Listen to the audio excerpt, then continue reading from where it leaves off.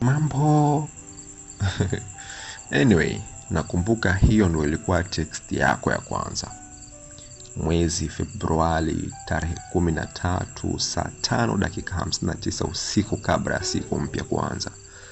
Baada ya kuona ujumbe wako nilijibu japo moyo ulinikataza. Wazo langu halikuwa kwa yeyote na wala wewe sikukuwaza. Ni ajabu wapita njia wanavyogeuka kuwa wapenzi. Ajabu zaidi ni wapenzi wanavyogeuka kuwa wapita njia. Ni ajabu pia ninavyokumbuka namna mwanzo tulivyoanza.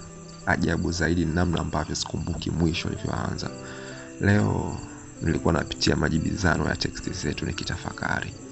Leo pia nimegundua ni kwa nini text yako ya mwanzo haikuanza tarehe 14 Februari. Imepita miaka mingi tangu kiini cha moyo wangu kigeuze kapi. Anyway, nilikuwa nataka kufahamu hivi namba yangu ulipata wapi?